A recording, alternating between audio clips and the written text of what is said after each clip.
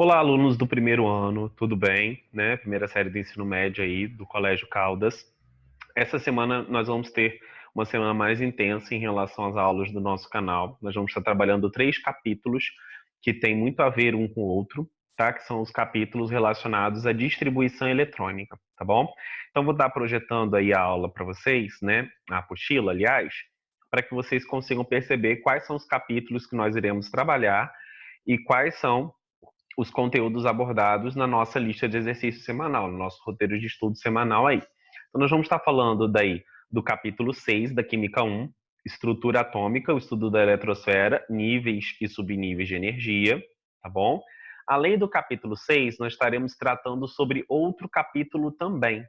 Nós estaremos tratando do capítulo 7, tá? Nessa videoaula. Então, nessa videoaula, vão ser 2 capítulos, 6 e 7. Numa próxima videoaula, nós vamos estar lá ainda sobre o capítulo 8, de números quânticos. Isso tudo da Química 1, tá bom? Os capítulos estão conectados, por isso que a gente vai estar condensando tudo nessa semana, tá bom? Espero que vocês tenham um excelente aprendizado através dessa videoaula, que vocês possam estar curtindo, comentando, né? E tentando fazer um feedback com a gente para que a gente possa também melhorando em relação a isso, tá? Bom, nessa videoaula, a gente vai estar falando aí do capítulo 6, que é o capítulo do estudo da eletrosfera, níveis e subníveis de energia. Então, nós já vimos, né, em aulas anteriores que o átomo tem um núcleo, onde eu tenho prótons e nêutrons, e ele tem a eletrosfera, dividida em 7 camadas eletrônicas, K, L, M, N, O, P e Q. Né? Cada camada aí tem uma quantidade específica de elétrons, e a gente já viu isso, só que a gente vai reforçar isso nesse capítulo também, tá?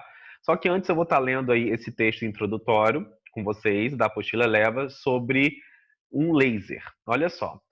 Você já pensou em como os lasers são formados e por que eles possuem cores diferentes? Por que possuem cores diferentes, né? Bem interessante esse texto, ele diz o seguinte: o princípio ativo do laser pode ser um sólido, como um rubi, que tem seus elétrons excitados para o nível mais energético, de acordo com a absorção de energia. Entretanto, a tendência é retornar ao seu nível de energético. Entretanto, a tendência é retornar ao nível energético e a sua estabilidade de acordo com a energia absorvida pelos elétrons em forma de partículas de luz. A partir desse fóton emitido, outros elétrons serão excitados, de modo que se inicia um efeito em cascata, amplificando a emissão de feixes de luz. Então, espelhos paralelos vão ordenar esses feixes formados para que todos circulem no mesmo sentido, deixando escapar apenas 2%, formando assim o raio laser. A cor do feixe produzido está relacionada ao material utilizado para formá-lo. Neste capítulo, você compreenderá a eletrosfera, destacando o estudo energético de níveis e subníveis eletrônicos. Então, a gente está vendo aí nesse capítulo a questão, ele introduzindo sobre a questão do laser. Nós vimos pelo modelo de Bohr que um elétron ele pode pegar, ser excitado, ou seja, absorver energia na forma de luz ou calor, migrar para uma camada mais distante do núcleo, e quando ele retorna para a sua camada de origem, né, para a sua camada de origem, ele emite essa energia outrora absorvida através de uma luz que pode oscilar de cor dependendo do tipo de átomo que está sofrendo excitação. Só que aí, no caso do feixe, eu tenho isso acontecendo com um grupinho de substâncias, um grupinho de átomos, e depois eu vou tendo um efeito de cadeia disso, onde eu faço com que o feixe saia de todo aquele sistema de espelhos, como está aí bem projetado na apostila logo no início. Então a gente tem as expectativas de aprendizagem aqui, o que a gente vai aprender nesse capítulo, tá? E agora, para falar sobre Niels Bohr e os níveis de energia, tá? Os níveis energéticos, eu vou estar projetando a apostila para a gente começar o conteúdo desta maneira. Bom, né, vou deixar de projetar a apostila e agora eu vou estar projetando os meus slides. Então aqui nós temos os slides a respeito do modelo, né, onde a gente vai estar estudando a eletrosfera com os níveis e subníveis de energia. Olha que interessante esse slide, preste atenção. Né? O modelo aí que propõe a estudar os subníveis de energia é o modelo de Sommerfeld, tá? Então, o trabalho de Bohr despertou o interesse de vários cientistas para o estudo da eletrosfera e dos espectros descontínuos, ou seja, os espectros de emissão de luz, né? Bom, nós sabemos aí que de Bohr, nós sabemos que o átomo ele tem núcleo, O núcleo dele tem prótons e nêutrons, e tem 7 camadas eletrônicas que constituem a eletrosfera, que vão desde a K até a Q. Cada camada tem uma quantidade específica de elétrons, como você percebe aí pelo slide. A K igual a 2, L8, M18, N32, O32 também, P18 e Q8. Mais para frente, tá? O Sommerfeld, em 1916, ele percebeu que as raias obtidas por Bohr, essas camadas aí, K, L, M, N, O, P, Q, eram, na verdade, um conjunto de raias mais finas. E supôs, então, que os níveis de energia estariam divididos em regiões ainda menores, denominados subníveis de energia. Então, dentro desses níveis de energia, que vão de K até Q, existem regiões menores que são subníveis de energia. Cada um desses subníveis pode acomodar um máximo de elétrons. Então, dentro da camada K, eu posso ter até 4 subníveis, dependendo da quantidade de elétrons dela. Na camada K só vai ter um subnível, que é o S, porque o S é o subnível aí que tem 2 elétrons. Na camada L, eu tenho 8 elétrons no total, então vou ter 2 subníveis dentro desse nível, que é o S e o P. Por quê, professor?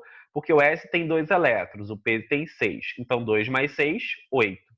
Na camada M, eu já tenho 18 elétrons, então vou ter 3 subníveis. S2, P6, então 2 mais 6, 8. E D, 10. 8 mais 10, 18. Nas camadas NO, eu tenho 32, então tem 4 subníveis. S2, P6, D10. Somando esses três dá 18. Com mais 14 do F, 32.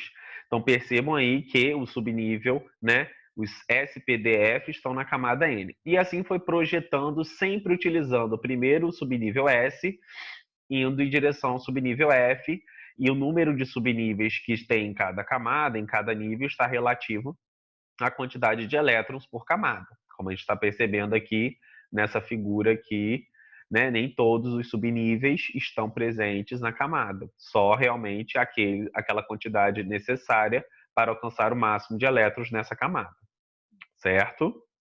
Bom, vamos continuar, tá?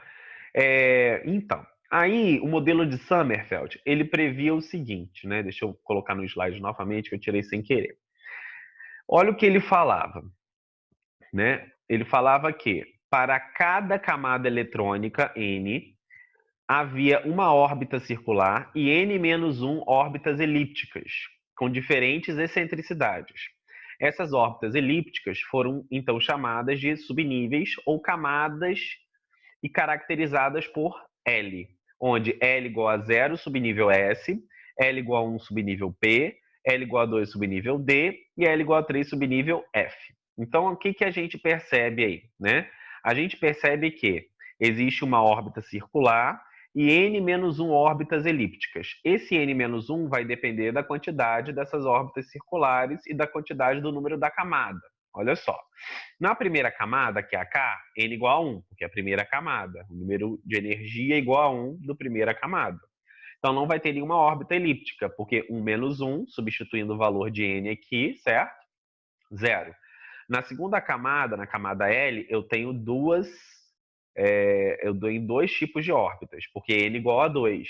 Então, vai ter uma órbita circular, como a gente está percebendo aqui, e outra elíptica, certo? Então, 2 menos 1, uma órbita elíptica e uma circular.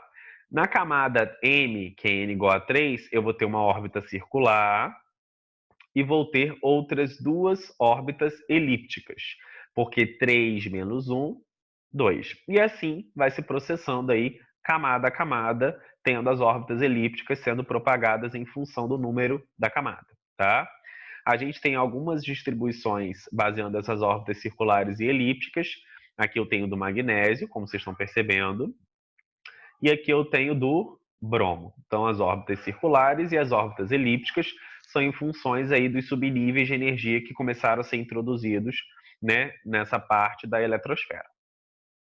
Bom, agora a gente vai falar um pouco sobre o diagrama de Linus-Pauling. Como é que é esse diagrama? Com o objetivo de pegar e distribuir os elétrons em ordem crescente de energia, porque daria mais estabilidade para a eletrosfera, né? Se você colocar todos os elétrons de uma vez só, vou aumentar muito a repulsão camada a camada, repulsão elétron-elétron.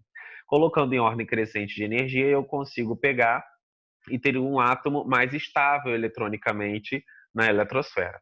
E é isso que o diagrama de Linus Pauling propõe. Então, ele vai se basear no número da camada e na quantidade de elétrons dessa camada. Então, a primeira camada, que é a K, tem 2, L8, M18, N32, O32, P18 e Q8. Até aí não tem nenhuma novidade, porque nós já vimos isso anteriormente. Dentro dessas camadas, nós temos os subníveis, S, P, D e F, depende da quantidade de elétrons que eu tenho por camada. Bom, o subnível S, 2 elétrons, o P, 6, o D, 10 e o F, 14. O subnível S, tá? Ele está na primeira camada e ele é representado dessa maneira aí, 1S2. Por que isso? Esse 1 quer dizer que é a primeira camada. O S é o subnível presente na primeira camada. E o 2 quer dizer os elétrons presentes nesse subnível, certo? Bom, a camada L já é 8, então vou precisar de um subnível S e um subnível P. Logo, 2S2 e 2P6, certo? Somando os dois expoentes, dá 8. A terceira camada já é 18, então 3S2, 3P6 e 3D10. Então somei os três subníveis, 18.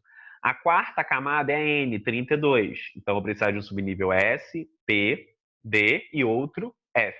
Logo, 4S2, 4P6, 4D10 e 4F14. Somando aí os 4, eu vou ter 32 elétrons. O mesmo vai se aplicar a O, só que ao invés de começar com 4, eu vou começar com 5, como a gente está vendo aí. A P vai ser semelhante a M, ao invés de começar com 3, eu vou começar com 6. E a gente tem a última, que é a Q, que vai ser semelhante a L. Ao invés de começar com 2, eu vou começar com 7. Então, 7S2, 7P6. Bom, como eu uso esse diagrama? Eu vou usar esse diagrama seguindo as diagonais que foram pré-estabelecidas pelo estudo que o Linus Pauling fez, onde eu vou colocar esses elétrons em ordem crescente de energia. É muito importante colocarmos em ordem crescente de energia, porque eu falei que esses elétrons, certo? Eles vão pegar e vão ser distribuídos de maneira a diminuir a repulsão que existe entre as camadas eletrônicas e também entre os próprios elétrons da mesma camada. Então, você vai seguir as diagonais ao você usar esse diagrama para distribuir um átomo, tá?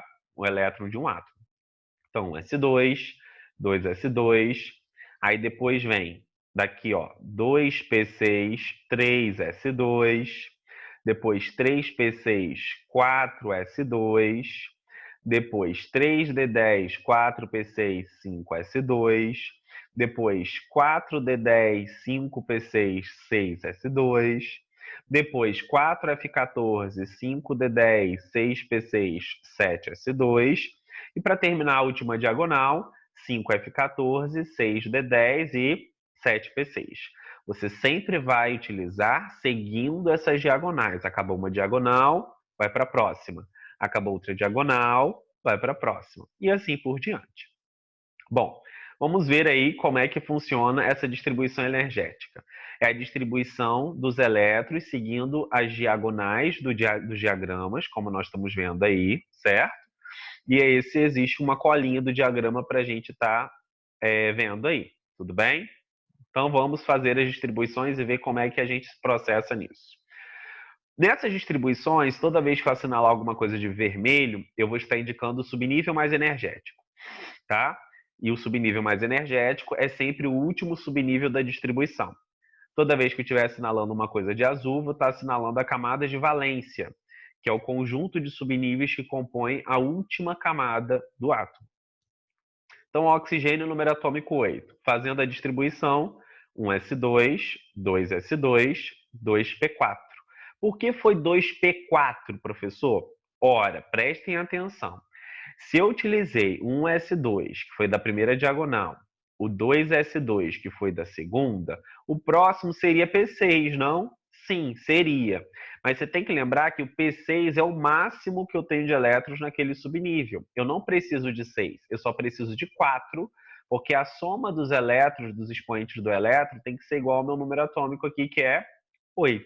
O subnível mais energético seria o último, 2p4.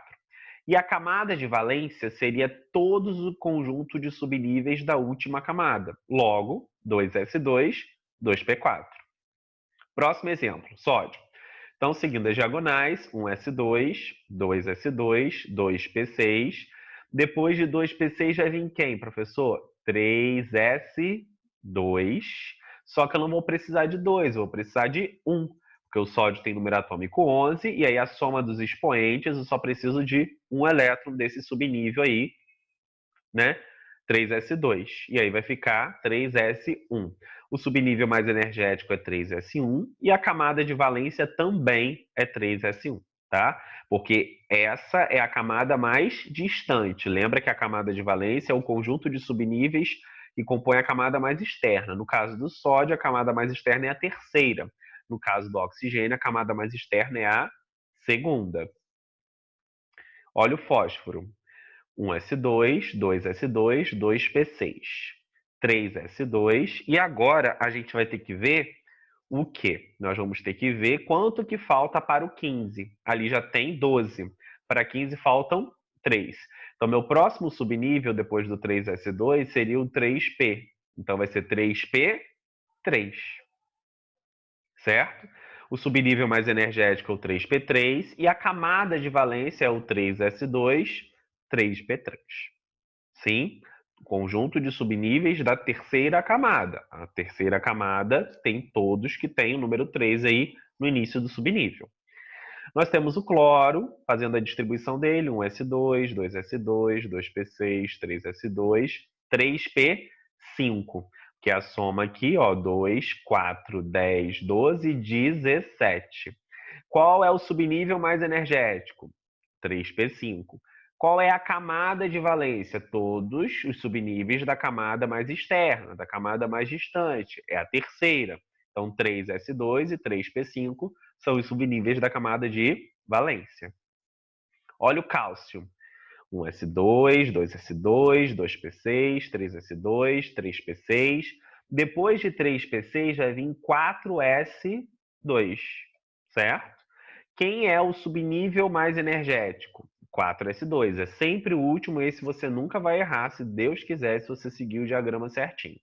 Quem é a camada de valência? Agora a quarta camada é a mais distante, certo? Se ela é a mais distante, ela vai ser a minha camada de valência, correto?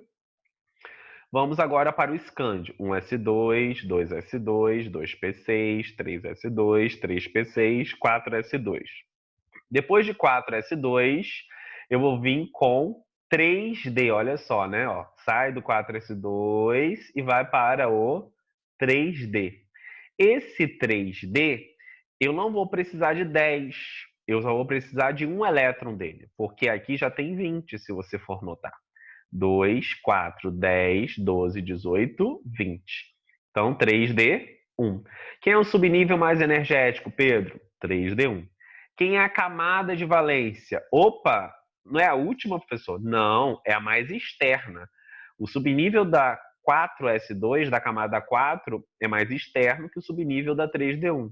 Então, por que ele aparece depois? Porque eu estou distribuindo os subníveis em ordem crescente de energia. Logo, 4s2 é a minha camada de valência.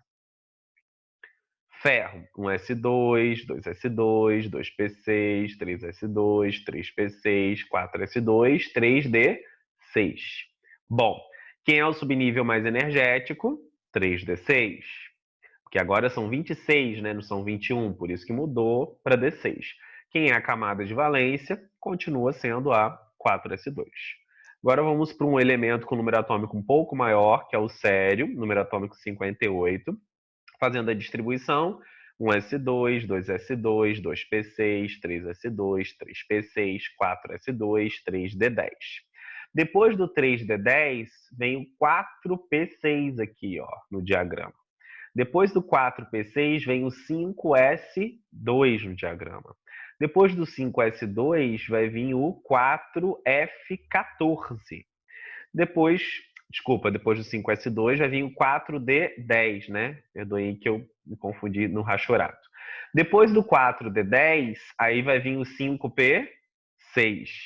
Depois do 5p6 vai vir o 6s2. E agora sim, a gente vai ter o 4f sendo utilizado. Quanto que eu vou precisar do 4f? Depende do número ali. Nós temos 2, 4, 10, 12, 18, 20, 30, 36, 38, 48, 30, 36, 38, 48, 54, 56. Para 58 faltam 2 elétrons. Então, não vou precisar dos 14 elétrons do 4F. Vai ser 4F, 2 apenas. O subnível mais energético é sempre o último subnível, 4F2. E a camada de valência vai ser a sexta camada, porque de todos os subníveis aí é que tem maior número principal, né? É a mais externa, é a mais distante. Logo, 6s2 é a camada de valência. Certo, gente? Bom, existe aí, desculpe minha alergia, algumas distribuições irregulares, né? Quais são essas distribuições irregulares? Toda vez que eu tiver uma distribuição eletrônica terminada em ns2, n-1d4 e ns2, n-1d9, não devem permanecer assim, porque são muito estáveis. Então, um elétron do orbital s vai ser transferido para esses orbitais, transformando-os em S1d5 e S1d10. Olha como é que isso acontece. Se terminou em NS2 e N-1D4, né? Então, imagina que foi 4S2, 3D4. Você vai promover um elétron do S para o D e vai ficar NS1, N-1D5. Se terminou em D9, NS2 e N-1D9. Então, vai ficar NS1, N-1D10. Certo? Alguns exemplos para a gente ver. O cromo, a distribuição dele antes da correção, né, seria essa. Eu vou transferir um elétron do 4s2 para o 3d4 e vai ficar 4s1, 3d5. Olha do cobre, mesma coisa. A distribuição antes da correção seria 3d9. Promovendo um elétron, vai ficar o quê? 4s1, 3d10. Só acontece com os subníveis D4 e D9 isso, certo? Bom, quando eu tiver íons, que são aqueles átomos que perderam ou ganharam elétrons, átomos carregados positivamente, cátions são os que perdem, ânions são os que ganham, eu vou ter que adicionar ou retirar esses elétrons da camada de valência. A camada de valência, para quem não se lembra, é a camada, tá, mais externa, mais distante do núcleo. E eu vou voltar aqui com a minha imagem para vocês perceberem. Então, o cálcio, a distribuição normal dele terminaria em 4s2. Quando eu retiro 2 elétrons desse 4s2, ele deixa de existir na distribuição eletrônica, porque eu retirei 2 elétrons, porque a carga dele é mais 2. E agora a distribuição do íon, do cátion, vai ser terminando em P6. Então, você vai ter que fazer a distribuição do átomo neutro, identificar a camada de valência, que nem sempre é a última, e retirar os elétrons dessa camada de valência. Olha o vanádio, por exemplo. Eu tenho a distribuição eletrônica dele, ele perdeu 3 elétrons, na verdade, o vanádio. Quem é a camada de valência dele? 4s2. Então, eu vou retirar 3 elétrons da camada de valência, que é o 4s2. O problema é que a 4s2 só tem 2 elétrons. Então, retiro 2 elétrons da 4s2 e a gente fica com essa outra distribuição. A próxima camada de valência depois da quarta é a terceira. E eu vou utilizar do subnível mais energético da terceira, que no caso foi o 3d3. Então, vou retirar um elétron desse 3d3 e aí vai ficar 3d2, o cátion dele. No caso de ânions, a gente não precisa se preocupar tanto, porque eu vou adicionar esse elétron, certo? Sempre no último subnível, porque em ânions acontece essa regularidade. Então, o átomo neutro termina em 3p5, no caso do cloro. Quando eu adiciono esse 1 elétron aqui nesse último subnível, no P5, já que o 3s2 já está sendo totalmente utilizado, o P5 é o que tem a possibilidade de adicionar 1 elétron, vai ficar 3s2, 3p6. Correto, gente? Bom, agora a gente vai falar um pouco sobre a distribuição eletrônica em orbitais. Então, estou pulando algumas coisas aqui do slide, tá? E a gente vai para a distribuição eletrônica em orbitais. Bom, a gente vai perceber que dentro desse subnível, tá? Existem regiões ainda menores que são orbitais. E dentro desses orbitais existem os elétrons. Então, olha só como é que é da menor região para a maior região. Então, eu tenho os elétrons, que o termo orbital é um termo que fala que é uma região onde eu tenho a máxima probabilidade de encontrar um elétron, e nessa região eu só posso ter 2 elétrons com spins contrários. Como assim? 2 elétrons com spins contrários. Um elétron vai estar para cima no sentido horário, e aí a rotação dele é no sentido horário, e o spin dele, a gente vai ver que tem um número para isso, é -meio. Outro vai estar para baixo, no sentido anti-horário. E aí o spin dele é +meio. Então, esses 2 elétrons com spins opostos são encontrados numa região chamada orbital. Os orbitais, que são essas regiões onde eu consigo encontrar 2 elétrons com spins opostos, eles vão formar os subníveis. Sim, aqueles subníveis, S, P, D e F, tá bom? E os subníveis, o conjunto deles, formam um nível. Então, esse é o panorama da eletrosfera. Ah, professor, quantos orbitais vai ter em cada subnível? Vai depender da quantidade de elétrons daquele subnível. Se cada orbital tem 2 elétrons, eu tenho um subnível como S que tem 2 também, elétrons no máximo, então só vai ter um orbital. Se eu tenho o subnível P, que tem 6 elétrons, se cada orbital tem 2 e o subnível P tem no máximo 6 elétrons, então vou ter 3 orbitais. E assim a gente vai processando esse raciocínio. Olha só o formato real dos orbitais. O subnível S, que contém esse orbital aí, né, ele é um subnível com orbital esférico, como a gente está percebendo aí, 2 elétrons com spins opostos, um no sentido horário, outro no sentido anti-horário. Depois eu tenho o subnível P. Então eu tenho o PX, eu tenho o PZ, que é na diagonal, e eu tenho o PY.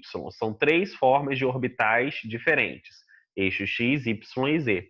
E eu tenho aí 3 orbitais formando o subnível P, como eu havia falado anteriormente. O subnível D, ele já tem 5 orbitais, porque né, D10, 10 dividido por 2 vai dar 5 orbitais. Então, 5 caixinhas que comportam no máximo 2 elétrons. No termo, ele não bota um círculozinho assim, não, ele bota uma caixinha, tá? No livro do Eleva, tudo bem? Então, não estranhe, porque são só formas diferentes de representar o orbital de maneira simplificada, e não esse formato real que a gente está percebendo aí. Olha o formato dos orbitais do F. Muito grande, né? Mas o F é 14, então a gente percebe que é bem complexo. Então, no máximo, a quantidade de orbitais serão o quê? 7. 14 dividido por 2, 7, certo? Bom, como que funciona a distribuição eletrônica por orbitais? Essa distribuição eletrônica por orbitais, tá? Os elétrons são distribuídos na eletrosfera em níveis, subníveis e orbitais, de modo a ocupar primeiramente os orbitais de mais baixa energia. Logo, ele vai seguir aquele modelo do diagrama de Linus-Pauling, certo? Que a gente está bem acostumado. Quais são as regras para eu conseguir isso? A primeira regra é a regra de Rand, que fala o seguinte: os orbitais de um mesmo nível são preenchidos de modo que se obtenha o maior número possível de elétrons desemparelhados, elétrons sozinhos, elétrons separados. Então, quando eu adiciono o primeiro elétron aí, esse elétron vai estar para cima, sentido horário. O segundo vai estar no segundo orbital do P, para cima também. Terceiro vai estar no terceiro orbital do P. Perceba que quando eu coloco um em cada orbital, um em cada caixinha, eu consigo ter a regra de Rand sendo validada. Os elétrons, se possível, de maneira desemparelhada. O quarto elétron vai estar para baixo, certo? Então, eu sempre vou começar da esquerda para a direita, e quando eu adicionar o segundo elétron, ele tem que estar com o spin contrário, spin para baixo. Spin para cima é sentido horário, para baixo é anti-horário.